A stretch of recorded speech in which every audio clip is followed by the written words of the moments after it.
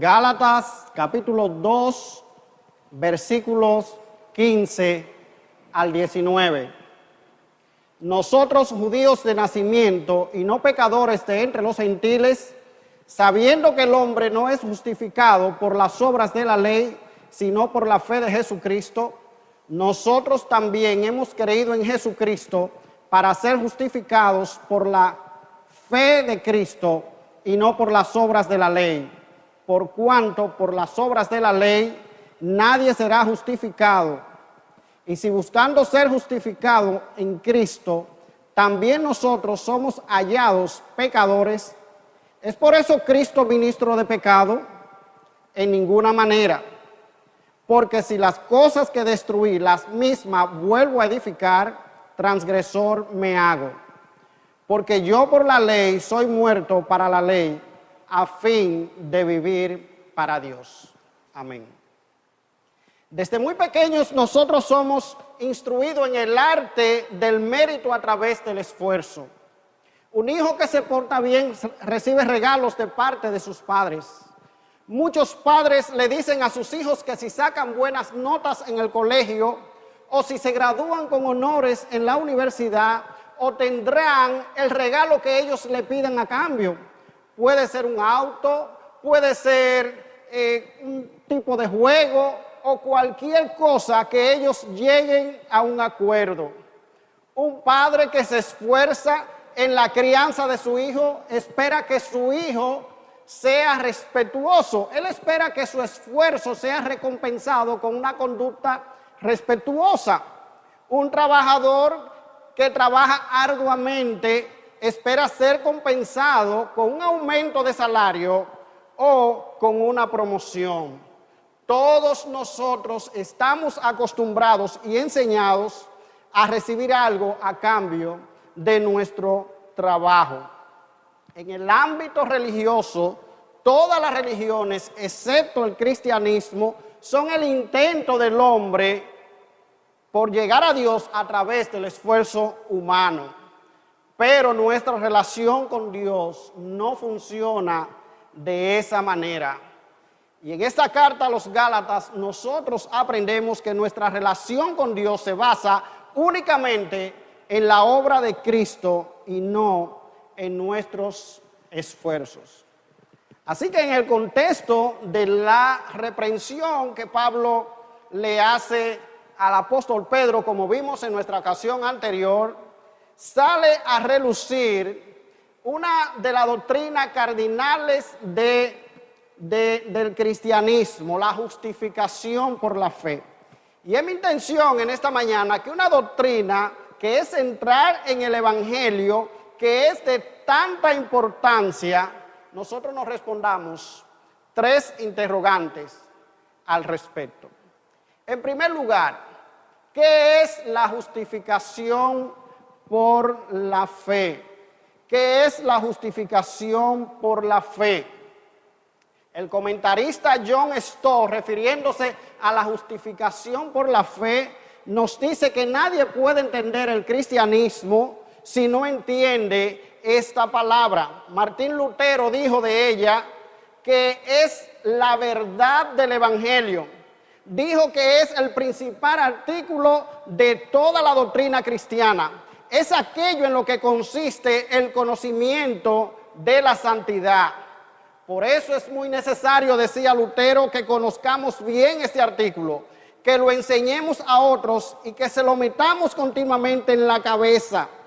Lutero se refiere también a la justificación como el artículo principal, el fundamento, el artículo más importante y especial de la doctrina cristiana, porque es la que hace a los verdaderos cristianos. Y llegó a decir Lutero que si se perdiera el artículo de la justificación por la fe, se perdería toda verdadera doctrina cristiana.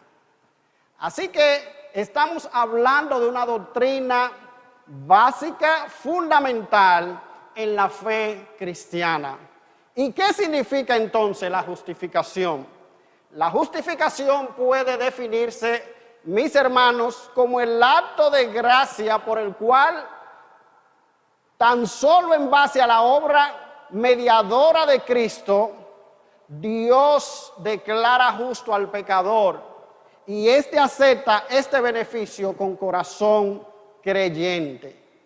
La justificación, como podemos ver, mis hermanos, es un veredicto judicial hecho de una vez y para siempre. Al justificar al pecador, Dios puede ser considerado como un juez que preside un tribunal de justicia. El prisionero está sentado en el banquillo de los acusados. El juez absuelve al prisionero, declarándolo libre de culpa y justo. El que era prisionero ahora es un hombre libre. Pero este prisionero, como nos dice Jen Packer, no es responsable ahora de ningún castigo, sino que tiene derecho a todos los privilegios que merecen los que han guardado la ley. Es absolución, es inmunidad legal. Ahora bien, hermanos, esto nos lleva obligatoriamente a una pregunta. ¿Cómo puede un Dios justo absorber a pecadores culpables? Esto debe producir en nosotros curiosidad, así como la produce cada vez que nosotros leemos en los periódicos que un juez absolvió a un imputado de corrupción, o que un violador, o que un criminal sale de la prisión. Estas son cosas que nos indignan y hace que nosotros acabemos con el sistema político y con todo el aparato judicial de nuestra nación. Porque absorber a una persona culpable es un asunto muy serio. Y es precisamente eso lo que Dios ha hecho con nosotros. La Biblia declara que todos nosotros somos culpables ante la justicia de Dios. La Biblia declara que Dios es un Dios justo. ¿Y cómo puede un Dios justo declarar como no culpable, como justo a un pecador como nosotros?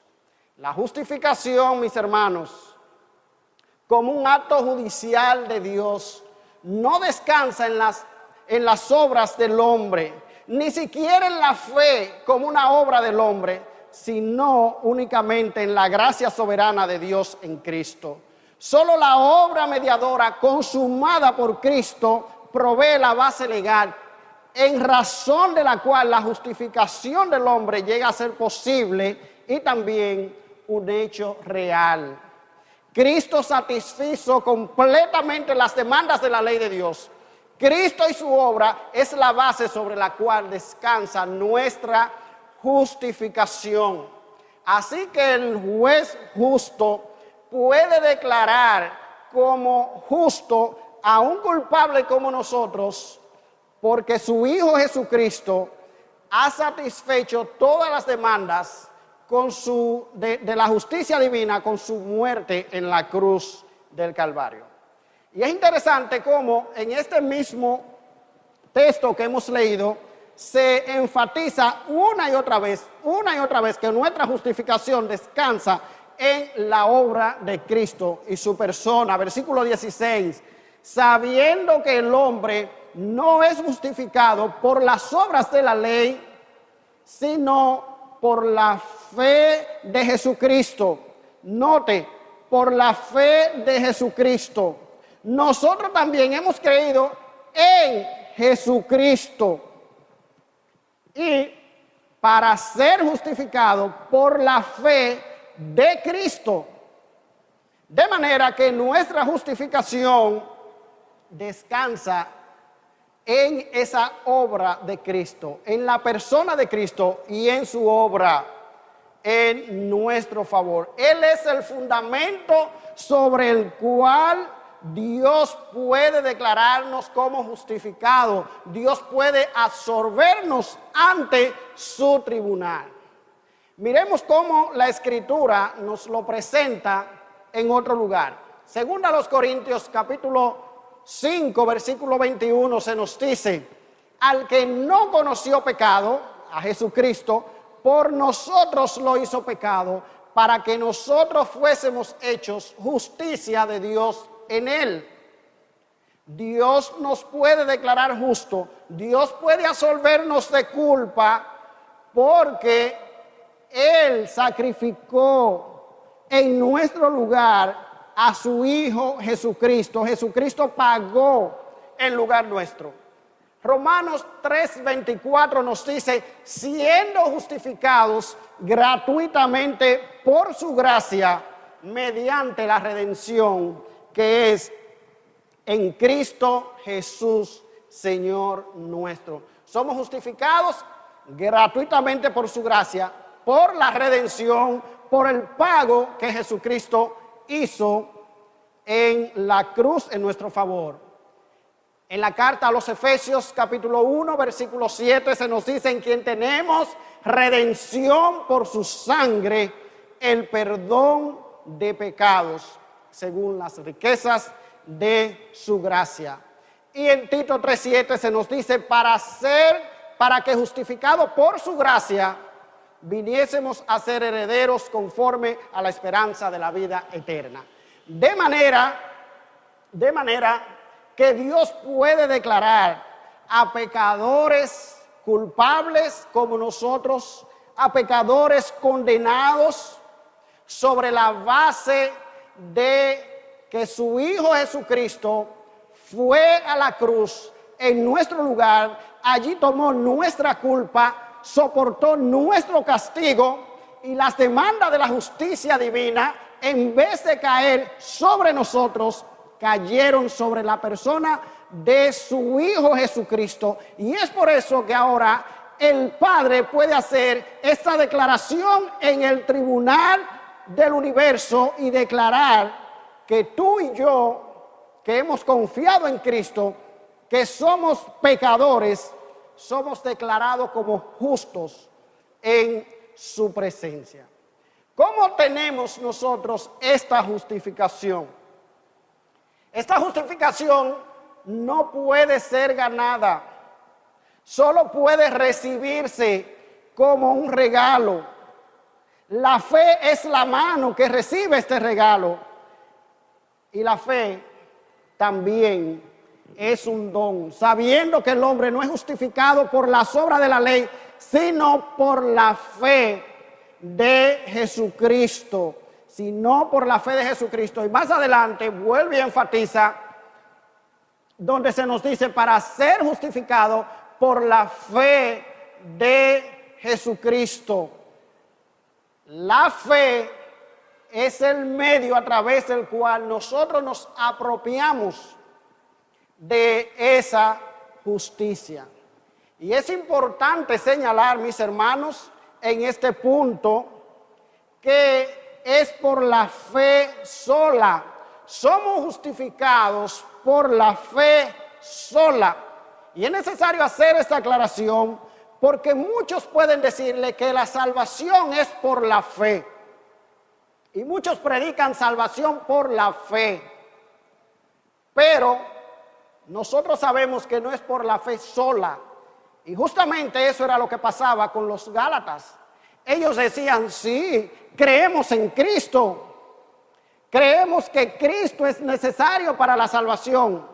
Pero para santificar, para la vida de santidad, nosotros necesitamos someternos a la ley, decían ellos.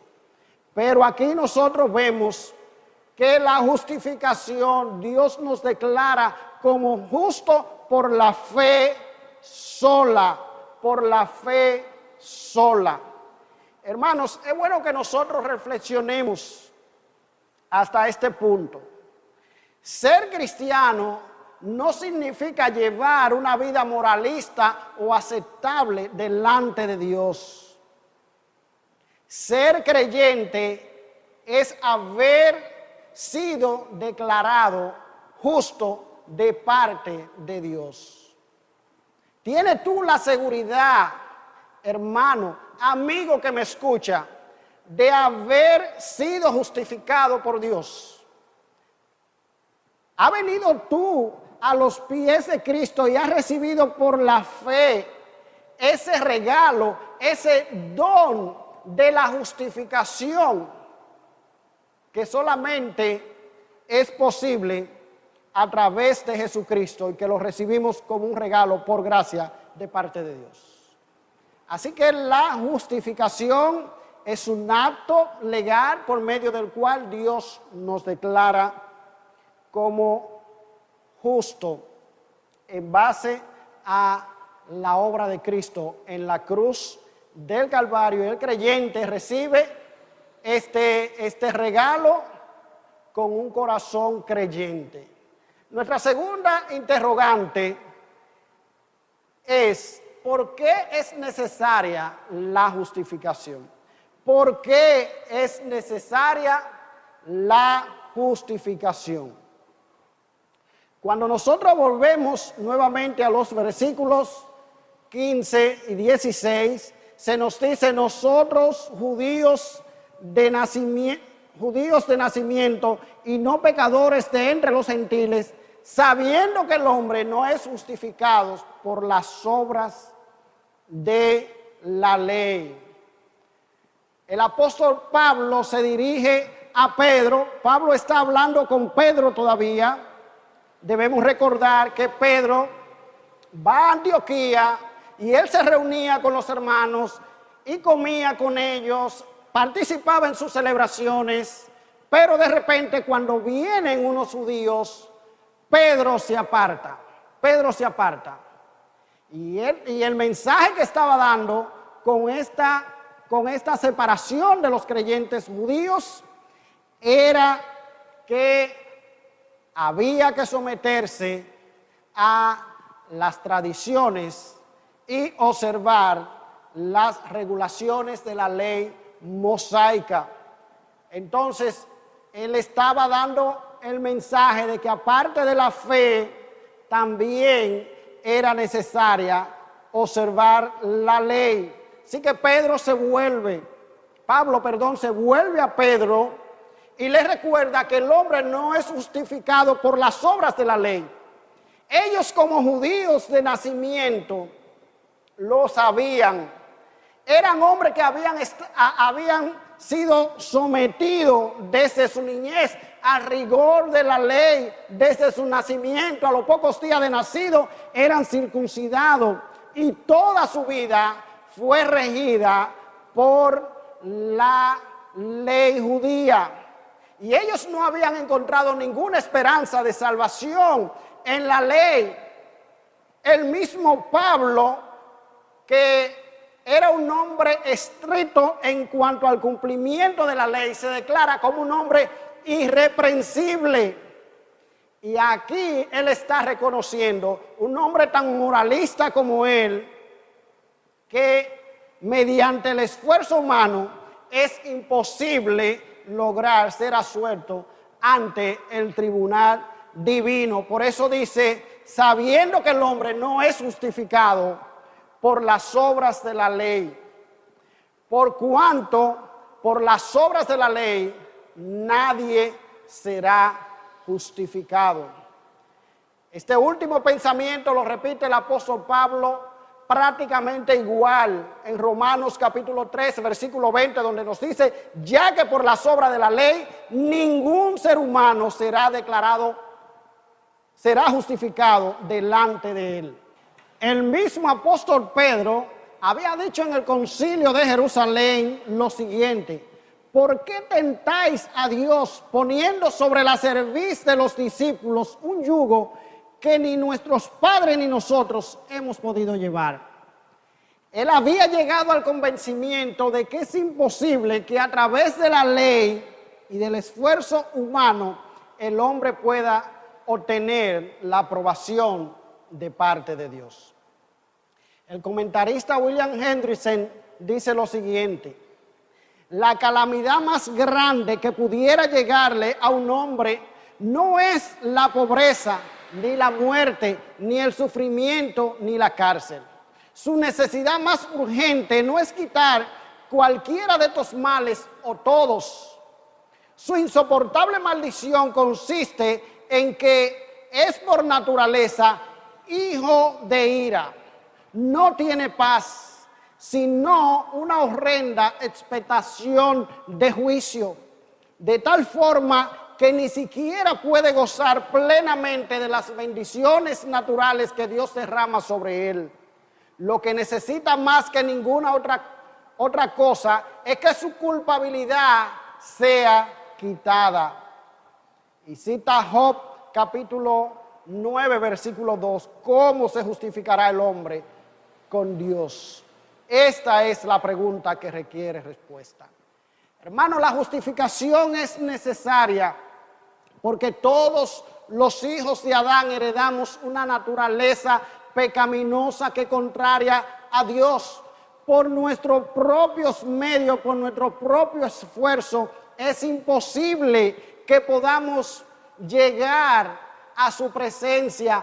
Todos nosotros estamos destituidos de la gloria de Dios.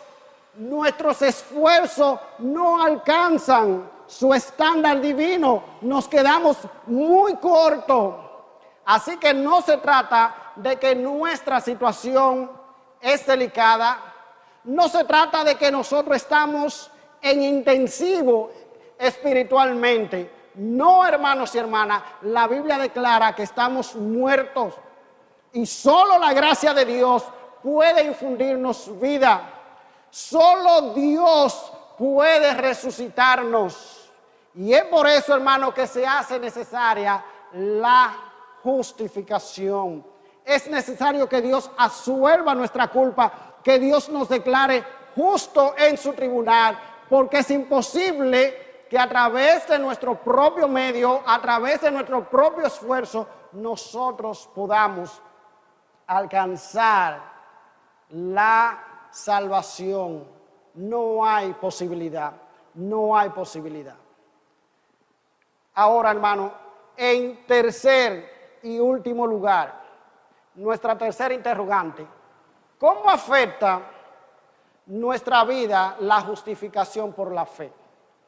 Y este tal vez era uno de los puntos más debatidos en los judaizantes. Ellos no negaban la necesidad de Cristo para salvarnos, pero ellos decían, es que nosotros necesitamos observar para nuestra pureza, necesitamos observar la ley, necesitamos someternos a los preceptos morales de la ley de Dios. Y el apóstol aquí responde de la siguiente manera: porque si buscando, versículo 17, ser justificados en Cristo, también nosotros somos hallados pecadores, ¿es por eso Cristo ministro de pecado? En ninguna manera, porque si las cosas que destruí, las mismas vuelvo a edificar, transgresor me hago. Porque yo por la ley soy muerto para la ley, a fin de vivir para Dios. Los seres humanos somos totalmente incapaces de salvarnos por nuestro propio esfuerzo, y es solamente, como hemos visto hasta ahora, a través de la obra de Cristo que somos declarados justos. ¿Cómo es posible que alguien que ha sido salvado por la fe en Cristo, que ha sido declarado justo por la obra de Cristo, por los méritos de Cristo, ahora diga que hay que añadirle obras a nuestra salvación para que ésta sea eficaz? Eso era lo que estaba en juego. Pues aunque esto parezca un absurdo, mis hermanos, era lo que estaba sucediendo en aquella época en Galacia, y es lo que sigue sucediendo hoy. Nuestra educación en cuanto al mérito propio aún persiste, aún está en nuestros miembros. Cuando uno revisa las diferentes versiones de las Escrituras, se da cuenta que el versículo 17 es un versículo muy difícil de traducir. Algunas traducen de la siguiente manera: nosotros los creyentes que somos judíos acudimos a Cristo para estar bien con Dios. Esto demuestra que también nosotros somos pecadores. Entonces, ¿es Cristo el que nos hace pecadores? Nada de eso. Lo que sí estaría muy mal es que yo enseñara otra vez lo que ya he abandonado, versículo 18. Otra versión traduce de la siguiente manera: pero supongamos que intentamos ser declarados justos ante Dios por medio de la fe en Cristo y que luego se nos declara culpables por haber abandonado la ley. ¿Acaso esto quiere decir que Cristo nos ha llevado al pecado? Por supuesto que no. Más bien, soy un pecador si vuelvo a construir el viejo sistema de la ley que ya eché abajo. La interpretación de este versículo básicamente se resume en dos posturas diferentes. En primer lugar, lo que está diciendo el apóstol Pablo aquí puede interpretarse de la siguiente manera: si ustedes se volvieron pecadores por tener compañerismo con sus hermanos gentiles, esto es Pablo diciéndole a los creyentes de origen judío, en este caso Cristo se convirtió en ministro de pecado. No es así. Si está mal que yo me junte con creyentes que son de origen gentil, entonces, en este caso, Cristo se convirtió en un ministro de pecado. Y Pablo está pensando en esos creyentes de origen judío que a la vista de sus críticos estaban descuidando la ley. Ellos estaban descuidando la ley al juntarse con los gentiles y no observar las tradiciones. Y el punto es el siguiente: si lo que enseñan que debemos guardar la ley para salvación tienen razón, entonces Cristo está equivocado. La visión que Cristo le mostró a Pedro era con el propósito de mostrarle que Dios no hace acepción de personas. Fue el mismo Señor que había dicho que no debemos llamarle inmundo a lo que Él ha limpiado. Entonces, si estos judíos vienen a decir que juntarse con creyentes de origen gentil estaba mal, entonces ellos dicen, pues Cristo está equivocado. Entonces Cristo es ministro de pecado. Esa es la primera interpretación. Y la segunda interpretación es un cuestionamiento a la responsabilidad moral del hombre justificado por la fe. ¿Cuál es la ética de este hombre nuevo, que este hombre nuevo ha de observar? ¿No es esta una doctrina un tanto peligrosa porque el hombre no tiene que hacer ninguna buena obra para ganar la salvación? Si el hombre puede salvarse por confiar en Cristo sin necesidad de buenas obras, esto es un incentivo para transgredir la ley, pensaban ellos. ¿Qué sentido tiene ser honesto y seguir las reglas? Esta doctrina de la justificación, pensaban ellos, motivaba a la persona a vivir de la manera que a uno le plazca. Esta es una doctrina un tanto peligrosa, Pablo. ¿Cómo es que estamos diciéndole a la gente que no hay necesidad de guardar la ley, de someternos a la observancia de la ley? Y a esto Pablo le responde que lo verdaderamente absurdo y pecaminoso es intentar regresar a levantar un sistema que ellos mismos habían destruido cuando creyeron en Cristo para salvación. Pero ahora quieren regresar a ese sistema que no le ofreció salvación para ganar el favor de Dios. Pablo dice, si las cosas que destruí, el viejo sistema de la ley, la misma vuelvo a edificar, transgresor me hago. Pablo le dice que ellos no entienden la justificación por la fe. La justificación nos une a Cristo de manera vital, cambia radicalmente nuestra vida. Con Cristo morimos a la vieja vida de intentar de ganar el favor de Dios a través de nuestros propios méritos, a través de nuestro propio esfuerzo, y resucitamos a la vez a una nueva vida para vivir para Dios. En el sistema legalista que ellos habían crecido, El mismo Pablo por experiencia lo sabe, que anteriormente él vivía para sí mismo. Cuando Pablo estaba en la ley judía, cuando Pablo quería agradar a Dios a través de la ley, Pablo vivía para Pablo. Pero ahora Pablo dice, yo he muerto a la ley, porque yo por la ley soy muerto para la ley, a fin de vivir para Dios. Dice Pablo, lo importante ahora, y donde nos conduce la justificación por la fe, es a morir a nosotros mismos.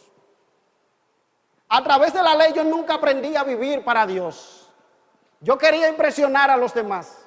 Yo me sometí a una serie de reglamentaciones y tradiciones, pero mi objetivo no era vivir para Dios. Y ahora él dice, he muerto a mí mismo y he resucitado y ahora soy capacitado a través de la justificación por la fe a vivir para Dios. Así que la justificación por la fe funciona de esta manera. La nueva vida que nosotros recibimos cuando Dios nos declara como justo, nos une de una manera vital, de una manera inseparable con Cristo, y nosotros morimos a nuestra antigua manera de vivir y ahora hemos resucitado con Cristo a una nueva vida donde nosotros anhelamos vivir para Dios. Y ese le dice el apóstol Pablo, le está diciendo, no hay peligro, no hay riesgo con la gracia, no se corre peligro con la gracia, no se corre peligro con la justificación por la fe, porque es a través de la justificación por la fe donde somos capacitados para vivir como agrada a Dios, como agrada a Dios. Así que mis hermanos, esta es una doctrina vital en la vida cristiana. Y yo quiero concluir con algunas aplicaciones. En primer lugar, si la justificación es una doctrina tan vital, si no hay salvación sin la justificación, ¿cómo puedes tú saber que has sido justificado? Hermano, tú que estás sentado ahí, ¿has entendido que no puedes salvarte por ti mismo? Tú has entendido y has acudido a Cristo y te has apropiado de su sacrificio y de su obra como tu única esperanza. Porque si esto no ha sido una realidad, si tú no has experimentado ese perdón de parte de Dios, entonces tú estás en serios problemas. Estás en serio problema con la justicia divina. Porque nadie puede entrar al cielo, nadie puede ser salvo si no experimenta esa solución, ese perdón que viene como resultado de la justificación por la fe. Y a esa justificación nosotros llegamos cuando nosotros entendemos nuestra incapacidad de salvarnos y abrazamos el sacrificio de Cristo en nuestro favor con un corazón creyente. En segundo lugar, la justificación nos enseña que no hay lugar para la jactancia humana, como dice Pablo cuando escribe a los romanos, ¿dónde pues está la jactancia? Queda excluida. No hay lugar para jactarnos. Los judíos que se consideraban como personas especiales, ellos necesitaban ser aceptados y perdonados de la misma manera que los gentiles que ellos despreciaban. No hay lugar para la jactancia humana. No, que yo fui circuncidado al 8º día, que yo he observado todos los días de reposo, que yo he diezmado, que yo he guardado la ley en todos los aspectos. dice el apóstol Pablo, no hay esperanza de salvación mediante la ley. No hay esperanza. Y como no hay esperanza de salvación mediante el cumplimiento de la ley, mediante el esfuerzo humano, el moralista más estricto, como el pecador más bajo y más vil, necesitan ser justificados, necesitan ser perdonados de la misma manera. Ambos necesitan ser justificados por la fe. Ambos necesitan creer en Cristo. Así que no hay lugar para la jactancia humana. No hay lugar. Toda la gloria la recibe Dios. La justificación es una iniciativa suya. Es Él